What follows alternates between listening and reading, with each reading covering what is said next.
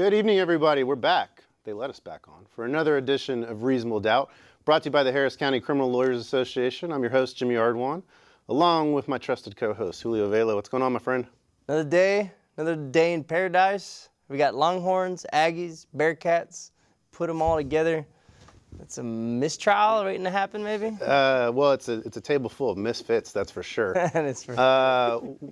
We got three returning guests to the program tonight. One who we actually, our co-host, my co-host here, had to actually loan him the tie for this evening. He's very bitterly upset about it. Mr. Mike Driver back at the show. Yeah. All your tie ills aside, we're glad to have you back. Glad to be back, Jimmy. Begrudgingly, he says. We're also welcoming back Brandon Ball. Brandon, thanks for joining us back on the program again. Thanks for having me back. And finally, last but not least, Jordan Lewis. Good to have you back on the show as well. Thank you for having me. We got a lot to get to tonight, ladies and gentlemen. We got a full house of lawyers, so it's going to be kind of hard to get a word in edgewise here. But we are going to open up the phone lines about 8:30 if you want to get in on the conversation. 713-807-1794 is the number. Twitter, use it, folks. We have it so you can communicate with us. It might be the best line to get a word in tonight at HCCLA_TV. So you can hit us up there as well. I've got it right in front of me. Send us messages. It's been real quiet. Lot to get to tonight, guys. We got a lot of mouths to talk here, so I want to jump right into it. We had three different cases where we got verdicts in this last week. We saw a mistrial in Bill Cosby's case. We saw an acquittal in Geronimo Yanez, also known as the Philando Castile murder case, acquittal there. And then Michelle Carter gets convicted for texting her boyfriend or a friend about how to kill himself using carbon monoxide poisoning. Three very different cases, three different jurisdictions, all very high profile and all very controversial. Each decision in and of its own right. Let's start with Cosby, because I kind of saw this coming down the pipeline. In fact, I told people don't be shocked if there's an acquittal. And a lot of people said, "What? Why? Because he's a celebrity?" I said, no, because when you're trying to prove a 20-year-old sexual assault case, and it's a he said, she said, those are difficult cases to prove. And But, I mean, it's not surprising to me that there was a mistrial in this case. But why? Didn't they introduce either, I guess, from a deposition saying that he said something of the effect of, I have 3 friends here that'll help you calm you down, and they were Quaaludes. And wouldn't that be enough, you'd think? What says you? I mean, look, obviously, not enough, not for some jurors. Not enough agreed with you on that. What are y'all's take on it? It was a mistrial. Mistrial is ordered by a judge, not a juror. So I don't know what happened there. I think that he lives to play another day. What is a mistrial? Well, so the judge apparently determined that after spending, I think they spent about 4.5 days deliberating, that this jury was not going to come to a unanimous verdict. I've seen online an interview with one of the jurors who spoke to a reporter on condition of anonymity. And so I guess we really don't even know that he was a juror. But one of the things that struck me was that according to him, the initial straw poll that they took once they went back after hearing all the evidence, every juror was not guilty on every count. And then somehow, as I think you said earlier tonight, they reversed 12 Angry Men it into 4.5 days later. It was 10-2 on 2 of the counts. Although, and I'm speaking from memory here, but I think on the count where they claimed that she was so incapacitated as to be unaware of what was going on, they were actually 11-1 for not guilty on that count. But the first and third counts were, the count he gave was 10-2 for guilty at the end. But like I said, what caught my attention was their initial straw poll. You had 12 people voting not guilty, and that wasn't the end of it for some reason. Did Bill take the stand? Do we know? He did not. Wow. He did not. Wow. You try this case? Yeah. This stuff's scary. No way. I try this case every day of the week. How can you not with 2004 case. Exactly. Question about her credibility. She called him afterwards multiple times. Now was first day of the trial. Yeah, how do you not bring up the issue of a cash grab in a case like this? Was it brought up?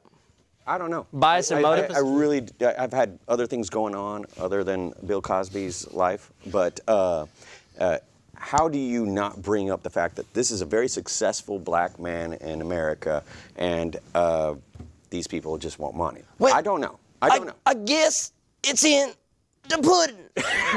Was that? I mean, You had that one ready. there was. I wanted to take you to practice that.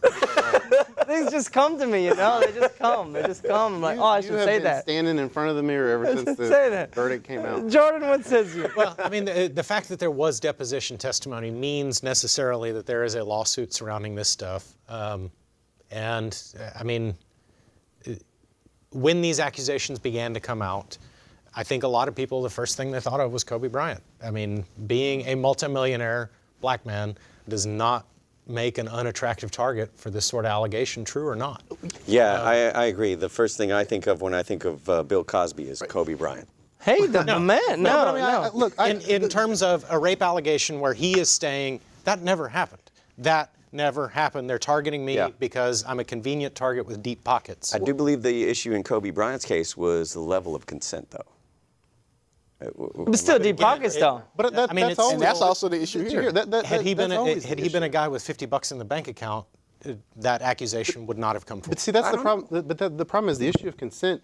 That's the overriding issue, it seems like now, in most of these cases. And one of the biggest problems that I had was, I read an article, and I can't remember whether it was New York Times or Newsweek or something, but it was talking about how this was, the reason this happened is because we all can't agree what rape is defined as. And because of the rape culture in America.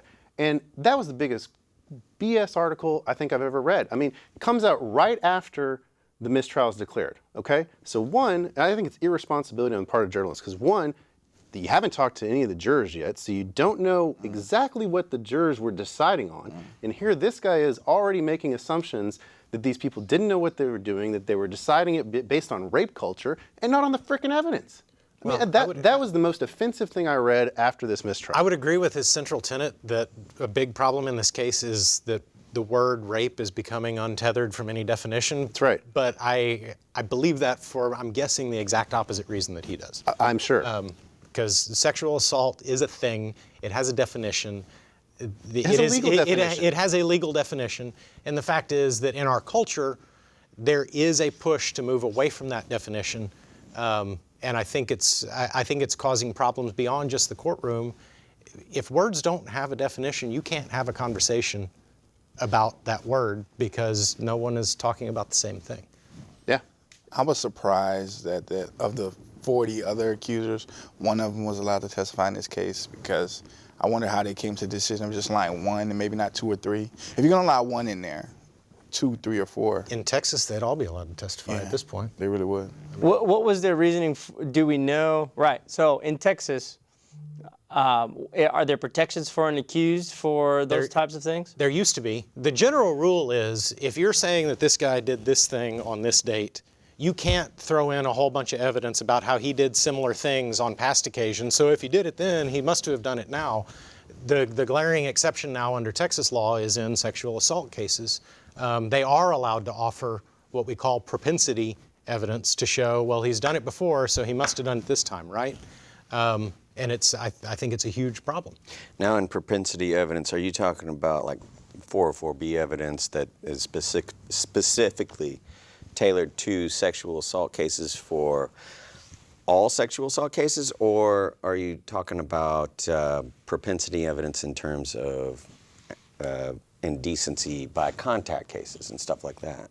I think he's talking about, there's certain things, I think he's talking tailored, you're right. Yeah, the Code of Criminal Procedure has, within the last 8 or 10 years, been amended to specifically allow evidence of prior similar acts that never in a million years would have been admissible prior to that law coming into effect to statutorily override 404B. Is it the Code of Criminal Procedure, or is it the rules of evidence that we're talking about? The Code of Criminal Procedure has been amended to override the pre-existing rules of evidence. Because the rules of evidence, 404B, has always been, with very, very few exceptions, you cannot offer evidence of prior similar bad acts in order to help convince the jury that this guy did it again. But in sexual assault cases, and now that I say that, it may be limited to sexual assault of a child, but I think it's sexual assault cases. The Code of Criminal Procedure has been amended to override the rule of evidence and allow the prosecution to offer prior similar conduct in order to convince a jury, in order to help convince a jury that that's what happened in this particular case. I also happen to know that it's in indecency cases too. Not just if you have an allegation of indecency in one county, they can bring it up in a trial in the other, even though no charges have even been brought Exactly. up. Wow. Exactly. Oh yeah. That's This horrible. is where we're going. Right. That's horrible. That's what I'm getting at is that in Texas, my understanding and the change that has happened since I've been practicing law is that the state of Texas can now offer evidence of prior allegations of similar sexual misconduct in order to help them prove a questionable case of sexual misconduct that's on trial now. The prosecution's saying they're coming back after Bill. Within a year. What says you? Fair, not fair? Well, they have the right to try the case again. They always have. I question how quick they're going to do it. I think it's because... Now, Brandon, don't duck the question. Is it fair? Is it not fair? No, I think it's fair for them to try. You talking about from Bill's point of view? Probably not, but the state has it out. They can do that. They can try the case again. I mean, Get that's another shot at the apple. That's always been the rule. After a hung jury, if the state decides they want to come at you again, they can come at you. They can again. do it. You didn't win, but they didn't win, but they also didn't lose. I think Bill Cosby's lawyer's from Texas, I think. And what St. is Mary's. this? Did you see that he's going to go around and hold some town hall seminar on sexual assault? Who is? Bill Cosby. Yeah, if he's pending retrial, my client's not going to speak Yeah, to anybody no. but me. pending- No. Yes, he and his PR team says they're going to go around and do town halls on sexual assault cases. That's I a will bad bring money my grab. That's a bad- I will bring that's a my real bad Fat idea. Albert That's a lunchbox bad to money have him grab. sign it if he comes to Houston. Hey. Dude, the guy needs to go disappear is what Bill needs to do, bro. He needs to disappear. I mean, that's just the dumb. If he really is going to do that, What? Yeah. So it begs the question, so it's been a significant amount of time. Is this justice? I mean, is it fair?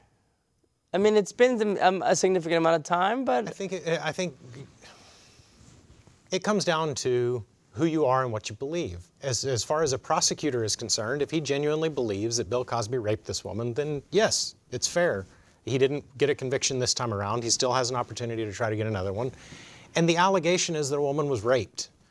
So, yeah, I mean, and quite frankly, even if it wasn't Bill Cosby, I think on a felony sexual assault case, if the state manages to convince 10 jurors, there's a very good chance that they're going to retry your client, period. But with all the press they've gotten, I think it makes it almost a slam dunk. I just think it's going to be very hard for them to get a conviction on this kind of case where you have no physical evidence. It's all his word against hers. I just don't see how they get 12 people to agree. I don't know. I disagree. I think we've all seen cases with evidence as weak as this where the jury just comes to, well, why would she lie about something so serious? I'm going to side with Jimmy on this one. There is not a way that this can be fair. And in terms of justice, justice was defined to me most adroitly by an old retired civil attorney. And he said, a guy named Steve Zimmerman, he owns Le Comte d'Or and Zims. the cologne? Le Comte d'Or is a hotel on Name dropping over here. Yeah, I'm name dropping an old established civil attorney. He said, justice is getting what you want. So what is justice in this situation? For Bill Cosby, he gets acquitted, walks out, everything's good. What is justice to the people that are accusing him of this? That's the question, because they already tried to get money out of him. They may have already received money. I don't know. I am not part of his legal team, and I honestly sleep well at night without even thinking about Bill Cosby.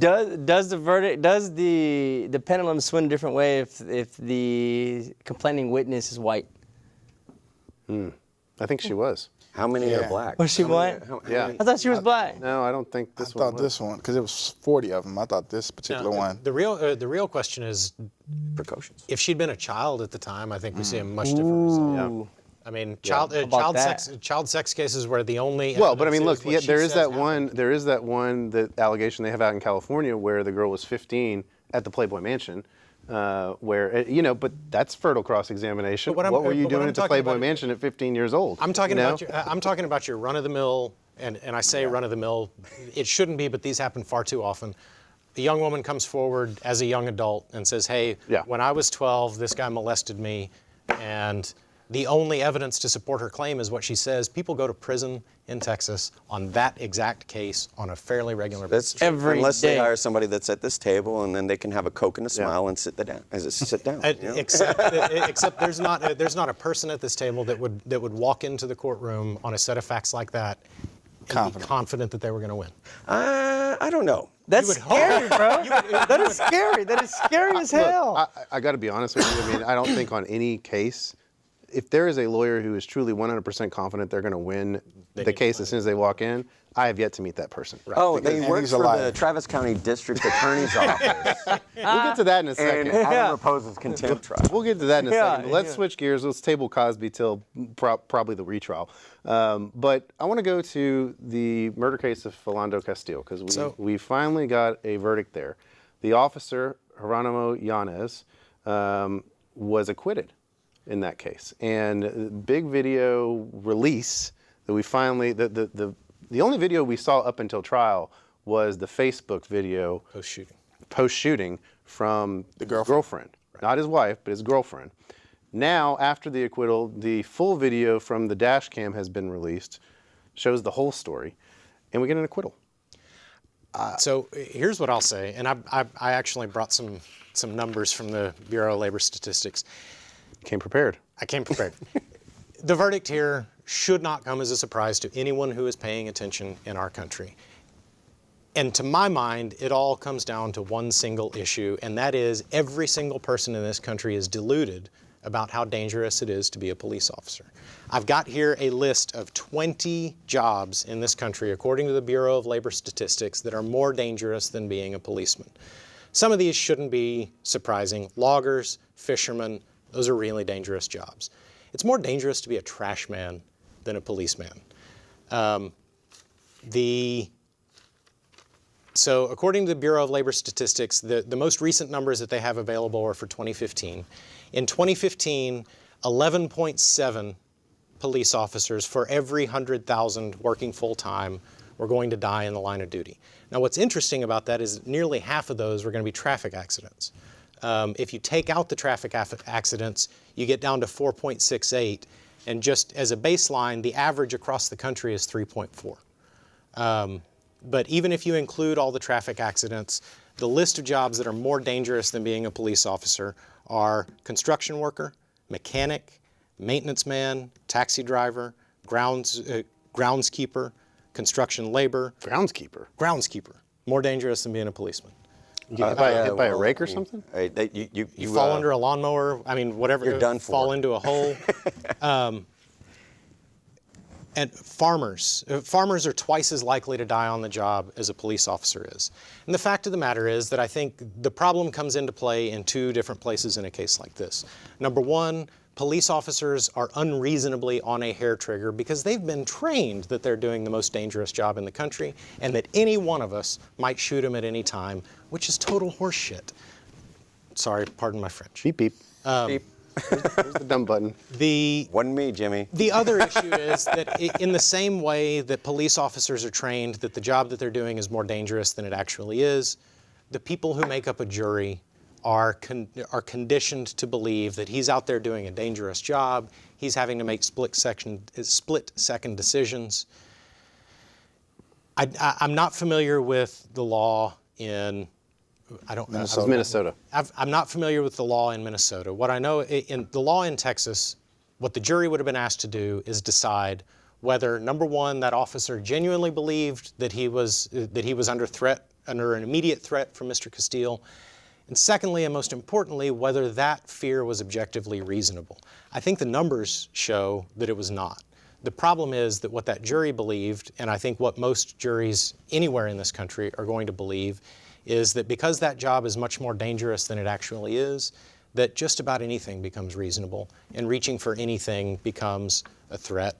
And so I think what this case shows more than anything is that because of gaslighting about the dangers of the job, police officers have license to kill. A writer that I read pretty regularly refers to it as the reasonably scared cop rule. Yeah, but I'm going to piggyback on Jimmy's statement earlier of do we actually have confidence in our decisions? No, we don't. And if I was representing a cop in that situation, I would go into trial, battle ready to explain to my client, you're going to prison, dude. You're going to prison for a long time. You're going to get hammered. And the fact that this guy went in with a set of cojones that I guess are just monumental and said he was afraid. Ignore what you see. He was afraid for his life, and I want you to find him not guilty, let him go home to his family. It's great. That guy walked his client out. And I think that was something worth appreciating, at least from our perspective, of a guy that's accused of wrongdoing and us holding the state to their burden. The state maybe dropped the ball. I don't know. I didn't pay attention to the actual workings of this trial. But I think that this attorney pulled off a monumental victory in the face of the videos that have come out on social media and whatnot. That right there is enough to send somebody to prison. I think he did, no question he did a great job. Look, I mean, he walked his client. Anytime you get an acquittal, you've done a great job. Oh, yeah. Because the odds are stacked against you, regardless of whether you represent a police officer, which there are a lot of lawyers out there and a lot of people who believe that juries are conditioned to acquit cops. I mean, look, if a prosecutor is actually prosecuting them, then that prosecutor believes that they should be convicted.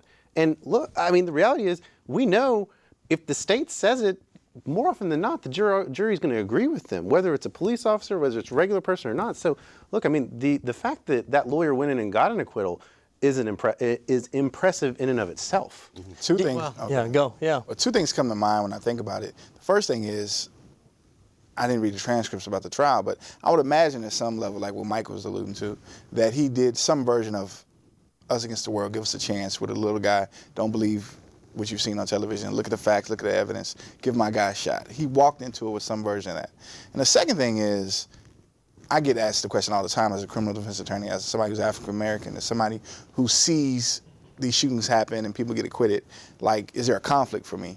And the way I answer that is this: the frustrating thing for criminal defense attorneys, the underlying frustrating human thing is that we know our clients, for the most part, don't get half the luxury that these people get. That's the frustration. That's the frustration. I think that's where the numbers come in. If this had been just two guys who had an argument and all of a sudden one of them reached into his pocket and he got shot, that guy goes to the shooter goes to prison in a heartbeat.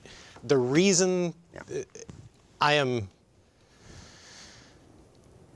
clearly the defense lawyer did a good job. He got his client acquitted of murder when we see a murder on videotape. That officer's fear that he was about to be attacked was not a reasonable fear. It was maybe an understandable fear given his training, and it was understandable that the jury thought that it was reasonable given their conditioning. And like I said, clearly the defense lawyer did a good job. He walked his client for a murder where the shooting is on tape.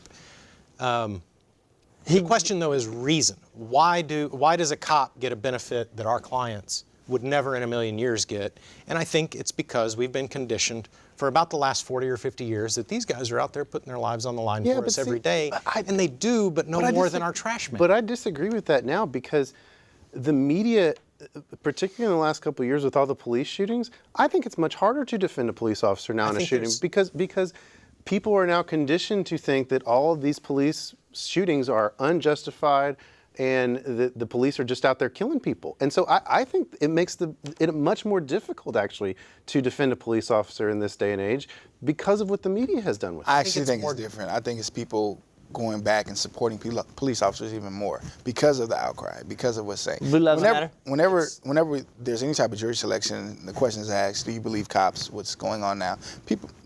It's more overwhelming that people still believe in police officers. They still get the benefit of the doubt. I think he's right. And I think what we have seen over the last few years is some erosion of that trust. But that's like getting a 10% discount on a Mercedes-Benz. I still can't afford the thing. I mean, when the trust in the police started as high as it did when all of these videos of all of their misbehavior began coming out. They were starting at such a privileged position that even the hits that they've taken have not gotten them anywhere near to playing the same ball game that a normal criminal defendant is playing when he shot somebody because he was afraid for his life. I take this case to trial over the Cosby case any day of the week. And twice on Sunday. I would take the Cosby case to trial if Cosby paid me. I would take I want any that of these Cosby cases money. to trial. I would take any of these cases to trial if I I got take. the money right. Well, what says you? You go Cosby, or you go Cosby. You go Cosby? All day, Cosby. all If day. I had to, if my concern was winning the case and I had to choose between Bill Cosby's case and a policeman who shot a black man, I would, if I wanted to win the case, I would take the policeman who shot the black man. I take the Every day police of shot the the week, black man twice every day of the on week, man. I mean, that's. I do, because I mean, if we're talking. All right. Bill Win the Cosby- case, get paid. Oh, if you think that officer's lawyer didn't get paid, he may not have gotten paid, Bill. Oh, I want to know who that guy Okay, is. well, Well, in Harris County, you're not even going to trial. You're going to get You're no not going bill. to get right. No, they would probably get true billed here. They just indicted an officer today, former Okay. officer. The just came down today. I saw it was a guy who retired after there was a home shooting or something like that. I didn't see. I just saw the headline come across. Is he but on they- duty or? But he wasn't acting as a cop, right? Huh? He wasn't acting as a I cop. didn't see the whole Oh, thing. okay. I just saw former HPD cop who recently retired was indicted today. I didn't, okay. I didn't get it. I just saw the headline come across as I was walking in here. If it was on duty, according to Randall Cowlin, that would be the first in like a string of 250 shootings out of HPD where there were no billed. there recently, I mean, it just came down yesterday too. I think in Milwaukee or somewhere up north, Wisconsin, a black cop shot a black individual in the arm. The individual threw the gun over the fence and then falls to the floor. Then the cop finishes him off. That officer was 40 acquitted years. too. Oh, well, he wasn't acquitted? Yeah, no, he was acquitted, and so it makes me kind of think to myself, maybe it's a police versus people thing that's going on. Like, I'll represent if the cops are walking, if cops versus Cosby, I'm gonna represent the cop every time. But let's It's let's not- remember, police are people.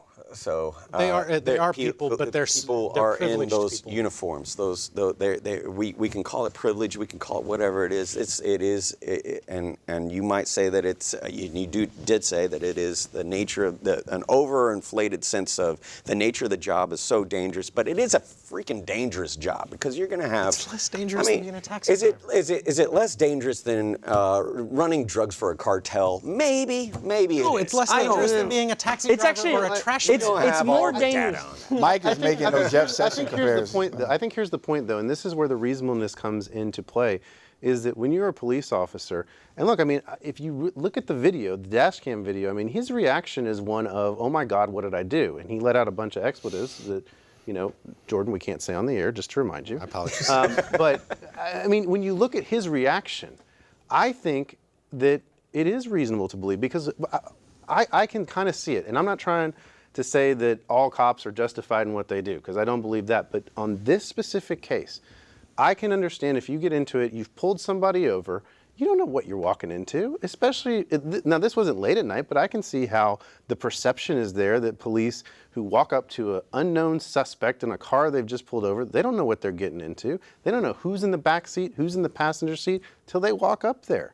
I mean, there's a lot of angst in that. And yeah, some of these guys may be trigger happy, PTSD suffering guys. I mean, who knows? But the fact is, if you were put in the position of, okay, I'm out here, I'm going to walk up to a car at 3 a.m. and see what's going on. Really? You don't think there might be a dangerous situation going on? No, I think there's I see how, if you're a good lawyer, you can paint that picture to a jury Absolutely. and justify the reasonableness of his actions. Absolutely, and here's the here. thing: given his training, and that's actually part of my problem with this. I think a huge part of the issue and a huge part of the problem is that these officers are mistrained.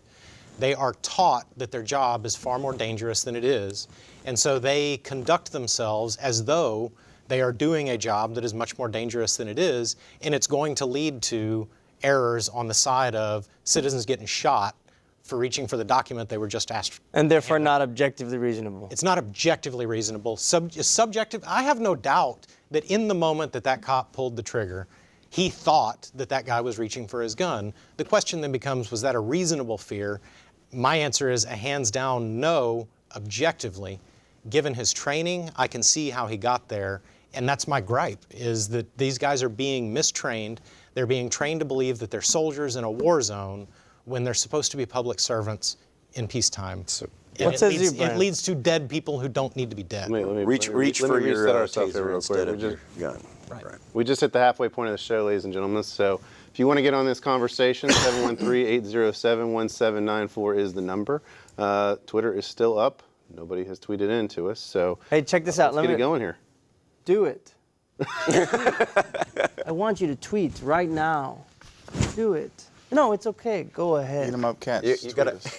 Is that working? You gotta address the president directly. No, well, go tweet. Go ahead and do it. Eat them up, cats. Right. We're going to tweet, and we're going to tweet ferociously. That is an amazing impression. We've now had 2 impressions tonight. He does a great Samuel Jackson. I'm sick and tired of you not tweeting. Yeah. That's It involves cussing. It involves cussing. It's hard to do a Samuel L. Jackson and do it correctly when you can't Yeah. drop the F-bombs. Yeah. Last case I want to get to before we get into Mike's personal life here in a second. This Michelle Carter conviction. Deeply disconcerting. It really is. It really is. So this girl gets convicted for texting her friend about committing suicide. The guy ultimately does it, and she's now convicted through text. Yeah. Through text. It's deeply disconcerting. I'm not sure what's more disconcerting, the fact that she's convicted or the fact that her lawyers chose a bench trial. That's exactly what I was talking about. I didn't put this in front of a jury. Are you insane? I will say this. From the stories that I've seen, the evidence was pretty strong that she was pushing hard for this young man to go ahead and go through with what he'd been talking about doing for months. I agreed with the decision to try it to the judge because when you try a case to the judge, you are putting all your money on this is a legal issue, this man is trained in the law, he will see that while what she did was disgusting and reprehensible, and anyone who knew this young man should be angry with her, that this is not what our law was designed to handle. You put those sorts of decisions in the hands of a judge and not in 12 people who are not going to be able to see past the crying mom who lost her son far too young. So I don't disagree with his decision to go to the judge. I am shocked that the judge decided that telling a young man to do something that he's been talking for months about doing makes her liable for the decision that ultimately he made. It's mind control, bro. It's mind control. So there's this movie called Indiana Jones and the Last Crusade, and they're trying to find the goblet that Jesus drank out of. the Holy right? The Holy Grail. that Jesus would have picked, and you're saying go for the big old jeweled one because that is obviously the King of Kings, and you take it and the guy dies, dissolves into a skeleton and screaming, and she died. And she died. And she died. What did a the horrible death. caretaker of all of those grails say? You chose poorly.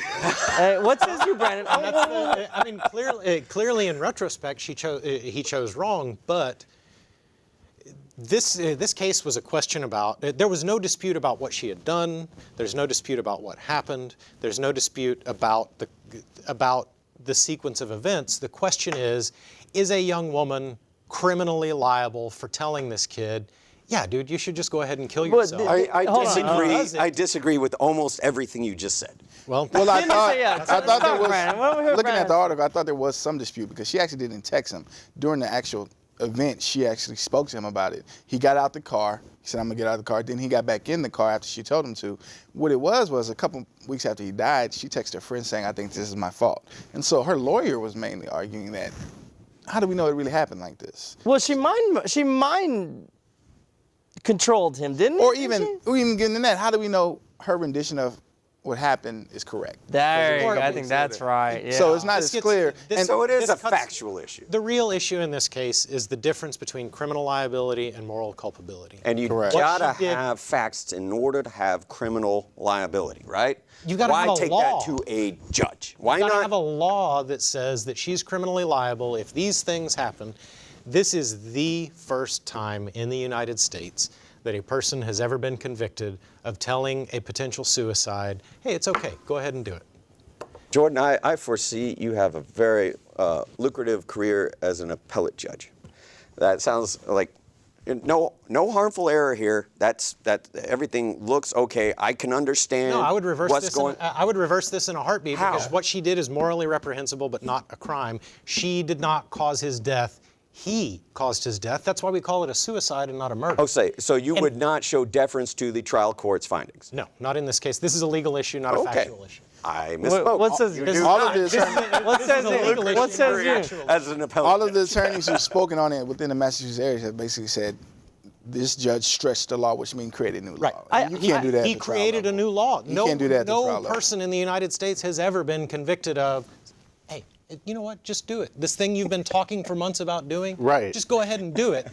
No one has ever been convicted of that. And here's the real problem. She was convicted of manslaughter. Either she committed murder or she committed nothing. She intended for him to die, and she either caused his death or she did not. What about conspired in and aided and abetted in his death? A murder is someone else. You can't murder yourself. But isn't okay? So maybe you. I know there's books where there's laws in the books where you can't kill yourself or you attempt to kill yourself. That very well. Well, you can. Let's be clear. It happens. Right. Well, you can. Means you can't get charged with murder. You can't be charged with it. The real problem is, number one, I think the real issue is criminalizing attempted suicide is terrible policy. Because what does a mother do when she walks in and finds her child on the floor, a suicide attempt? I can get him help, but if I get him, He might go to she's jail. left with a decision. Or let's say it's not a mom, because mom, that's not a question, but a friend. Well, he wanted this, but if I call the cops, he's going to get arrested. It's terrible public policy. Criminalizing suicide is about as worthless as you can do. Because either he commits the crime and he's not subject to prosecution because he's dead, Yeah. or he fails and he didn't commit a crime. I see the problem here as what we're really doing, because she was convicted of involuntary manslaughter. Okay. It doesn't fit. Reckless and because- wanting conduct, yeah. Yeah, but this is where we've been stretching and over-criminalizing our laws to now criminalize negligence, okay?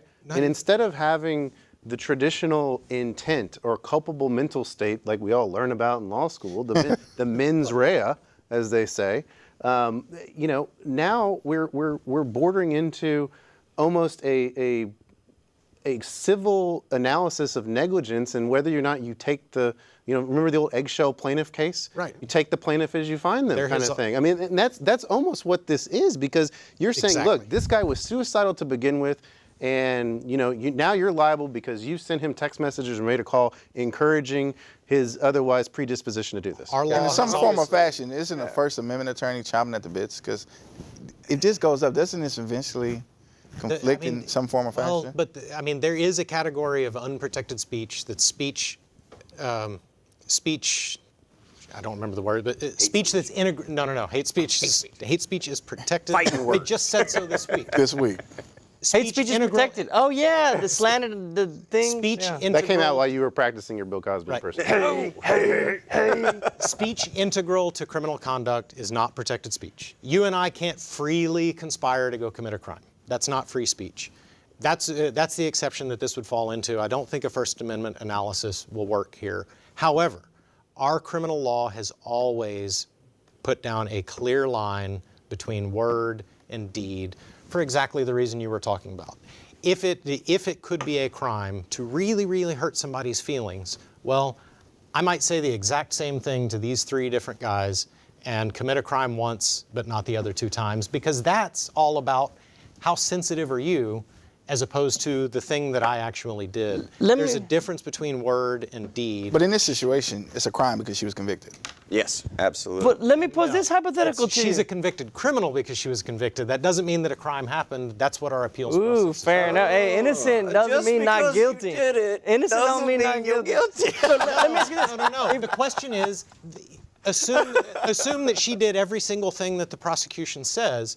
That doesn't mean she committed a crime. Doesn't mean it's a Quit crime. Aren't making there me fall cases- in love but with aren't- you, Jordan Lewis. Aren't Quit there making me cases fall in love. where you and I are doing a bunch of heroin, and I'm not shooting you up, but I'm shooting up and you're shooting up, and I'm telling you, go ahead, keep it going, and you keep it going and I keep it going, and you die.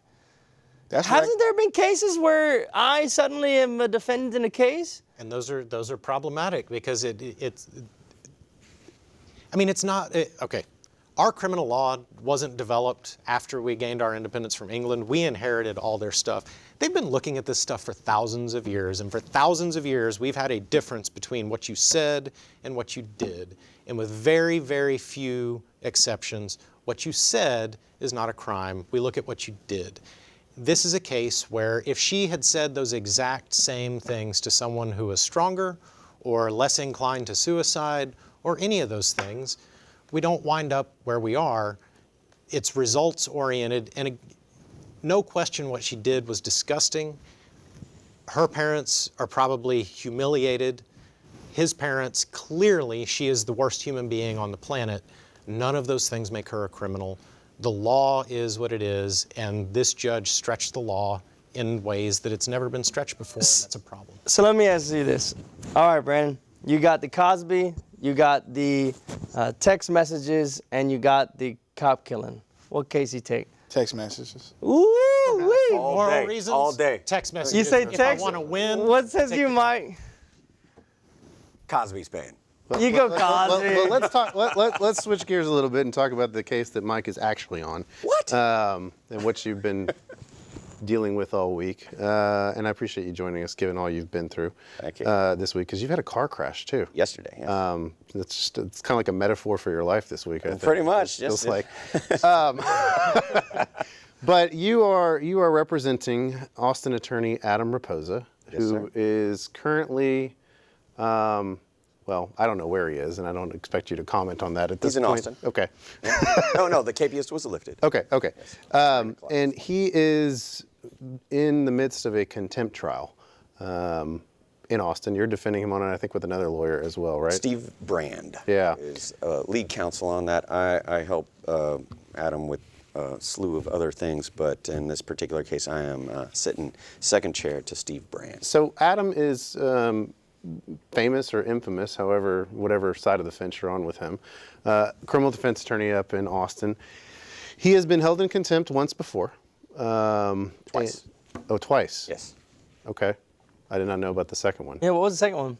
He misscheduled a trial date in, I believe, Bell County, and it was just a fine he paid. Okay. But the first one, he actually did jail time on. Yes, the judge that's sitting on his contempt hearing now Heard that was the judge that ruled on that one. Yeah.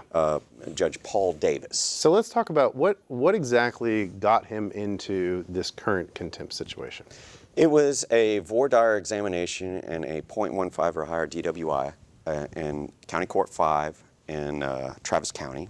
Nancy Hohengarten was the judge, and he was questioning people about their ability to consider the full range of punishment, and in that he was asking if people could consider 0 days and $1 fine, which is within the range of punishment. Except that it's not. On a DWI, the minimum is 3. 72 hours. Reread the statute on that, because maybe the legislature dropped the ball, but on a .15 or higher, You're it's a right. Class A misdemeanor. Right. That's No. 0. Yeah. Oh, No, you're right. 'Cause it's, I That's mean, a very particular. I only worked in the legislature and as an appellate attorney for, I don't know, about a decade. But there's this doctrine called implied exclusion. No, you're And right. when they don't say term of confinement minimum, then you go by whatever they say. This is a Class A misdemeanor. It's a Class A misdemeanor, which means 0 days to a year. And so he was, and there was no question about this, Right. by the way, from the state or from the judge. Everybody agrees. So we're going into that voir dire with this understanding. Sure. Okay.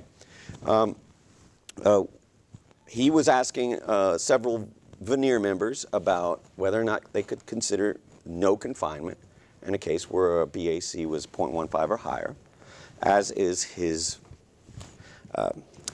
I guess it's his standard modus operandi in these kinds of cases, where Conformity therewith. yes, pretty we much. talked about earlier. He likes to. He's not necessarily contesting guilt, innocence. He just wants to know who's going to be a good person on his jury for the least amount of time that his client's going to have to spend in jail.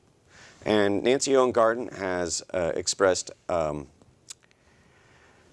vociferously her objection to that style of lawyering.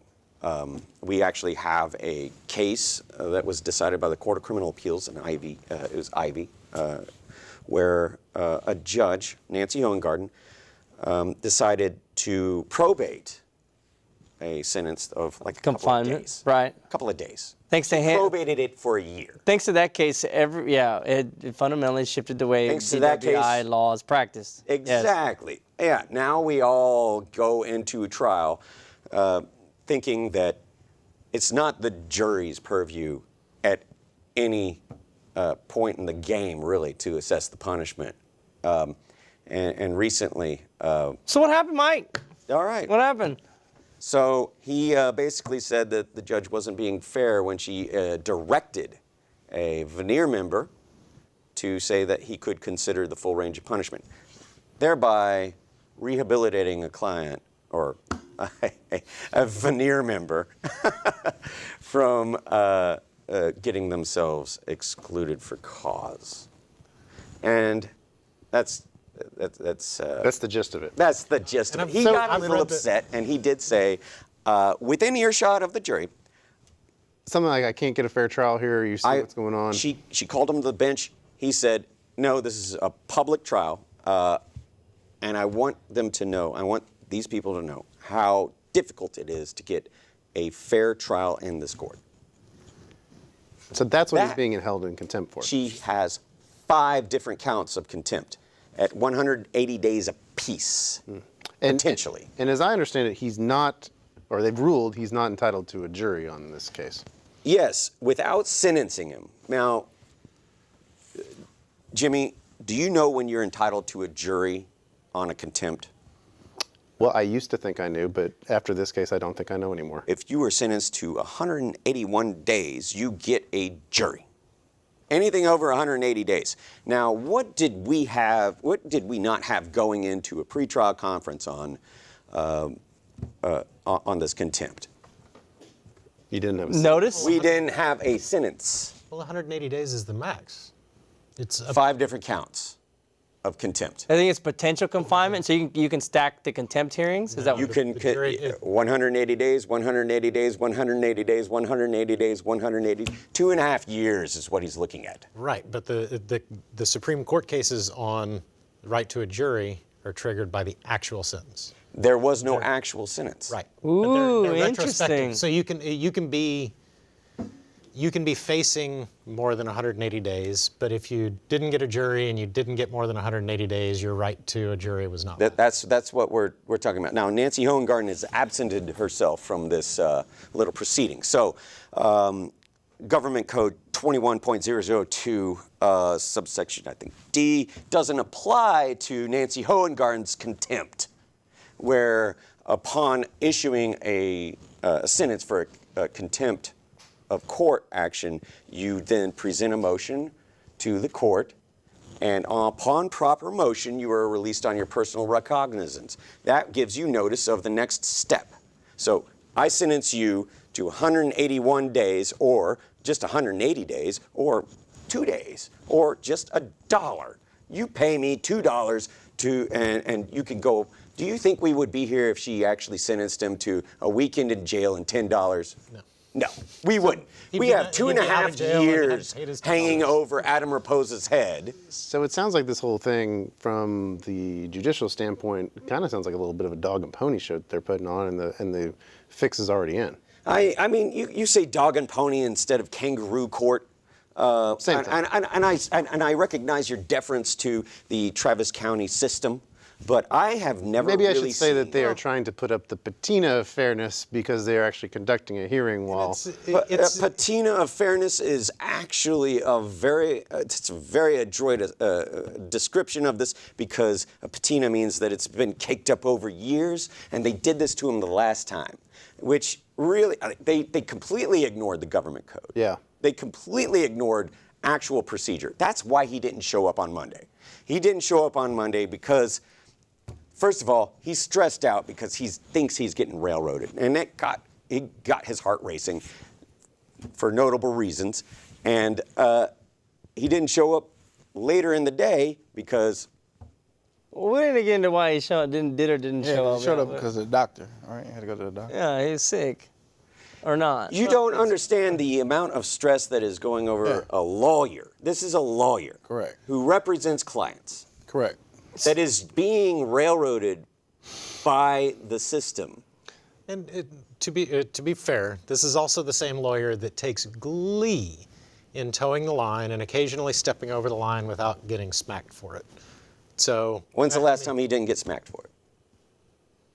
have you seen his commercials on YouTube? That's something you can I mean, take the up guy- with Look, YouTube. look, No, I mean the guy relishes. Does he sacrifice his First Amendment rights because he's a lawyer? No, but I also think that everybody at this table recognizes that after the same exchange with a judge, none of us would be facing contempt proceedings, because none of us have spent the last several years daring those judges to do something about his behavior. We always say that our clients' past come back to haunt us, and We had a phone. no, we don't. No phone. So what should the judge? Okay, so the judge issued a warrant for him without sentencing him first, Correct. and therefore, Giving him official notice of when and where to There appear. was And/or actually notice. no summons. so it was premature. Well, I mean, He wasn't obligated to be there. there is that, but the capious aside, there were other issues that were going on. I moved for a recusal. I needed Adam actually there to prove up my motion to recuse, because it did have allegations of how he was being railroaded. Now, he was also required to be in Georgetown for a contested hearing. That same morning, I moved for a continuance until he could be available. He was in the Travis County Courthouse Friday afternoon. The judge denied my motion for continuance, had me go forward. I called witnesses talking about Judge Davis's demeanor and potential bias. Couldn't really get there, though. So, after I lost my motion to recuse, they slapped me with sanctions. They slapped me with sanctions for defending a person charged with criminal contempt, a criminal defense attorney being slapped with sanctions by a district attorney special prosecutor. Does that not irritate you? Does that not reek of something that is inherently unfair? And then, on top of that, they asked for $450 an hour. $450 an hour. I'd be interested to see a single voucher where that judge agreed to pay a lawyer $450 an hour on a criminal. This is the thing. They don't even This pick that is murder Judge lawyers Kirkendall. anymore. Judge Kirkendall, I believe, is a civil judge. He's a retired civil district court judge. He was appointed to hear the recusal hearing. Of course, he's going to deny my continuance. He's going to deny my motion to recuse. He's going to. I knew that as soon as I walked in there. I did not anticipate winning that motion. And then the state says, I didn't know to file sanctions earlier, but now that we've won, we're going to file sanctions. And he orders to have a sanctions hearing a few days later, pursuant to the rules of civil procedure. I just received notice on Friday. We had the hearing Tuesday afternoon. And I had Steve Brand get on the stand and say, what would happen if I didn't file this motion to recuse? He said, you would have been found ineffective. Okay, so I'm either found ineffective or I have to pay them $450 an hour? What? You tell me what government employee makes $450 an hour. It's few, roughly none of them are $900,000. Hey, I'm sure there's some, but where they do don't I make it above apply, board. man? Jesus. Jesus. Let's man, we got a couple more things. Let's get this call in here. Oh, yeah, cool. Because we're running out of time on this show. Again, too much to get in. Hello, thanks for calling Reasonable Doubt. Hello? Hello. Yes, hi. Hi. I just wanted to make sure you knew at least one person was watching your program. I had two comments. One has to do with how difficult it is to win a conviction against a cop. It's difficult to even get an indictment against a cop. Yep. And then additionally, the problem seems to be that often if they are convicted, it comes under the label of negligent homicide and not murder, which from being an avid watcher of Law and Order, from what I gather is a slap on the hand, like a year's. I mean, Is that correct? well, compared to a murder conviction, yeah, criminally negligent homicide is a slap on the hand. I mean, it's going to be, for anybody who's in law enforcement, it's the end of a career. There are some stiff punishments that go along with it, and if I had a client charged with criminally negligent homicide, I'd fight as hard as I could to make it go away. But yeah, compared to a murder, yeah, it's relatively speaking a slap on the hand, but it's no small thing. What says you, caller? What's the feel? What's the tone of people versus cops or cops versus people? What's the feel out there? Well, my view is somewhat slanted because my experience on a grand jury is what made me a little more acutely aware of feelings. So I don't know that I can give you an idea of. Ask me if you know about any cops. Yeah, did you participate in the simulation where you see the officer and then you have to make a decision if the officer should shoot this person or that person? Did you take the shoot or no shoot? The shoot or no shoot simulation? I did, and it was great fun, I might mention. So, going back to what we were talking about earlier, I guess could you or could you not see that it's objectively reasonable or not reasonable for Yanez to have believed that his life was in danger? That's a tough one. Well, but that gets Well, to it is a tough one, and I can just say that from the point of that simulator, it does subliminally sway you to the police officer's position, simply because you're down there and you're seeing this, and somebody's running at you, and whether or not you're afraid or not. I mean, it really is somewhat off balance. But I think, who can say whether he was afraid or not? I mean, it really doesn't matter. But I do know what I mean. It doesn't matter in that you can't really question if you're afraid, you're afraid. But one thing I do remember from that day is the police officer who was demonstrating it for us and eventually had us participate. He was talking about the fact I had mentioned that I had a situation I mean, one of the situations I was in with the simulator. Caller, I'm gonna have to cut you off because unfortunately we're running out of time here on the program. Call next Thursday. But let's get you back. Please call in next week. I apologize, but we are running out of time here. All right. Thanks for your call, though.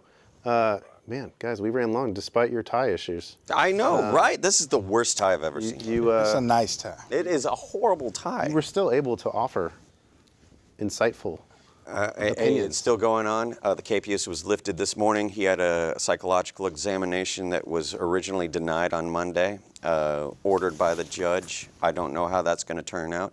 The psychological examination is... all right. We'll bring you back on. If you need We're to. going to talk about it. If you need to. That's all the time we have for tonight, ladies and gentlemen. Thank you for joining us on Reasonable Doubt. Brandon Ball, Mike Driver, Jordan Lewis. We're all Leo throwing up Vela. signs. Eat them up, cats. Eat 'em up.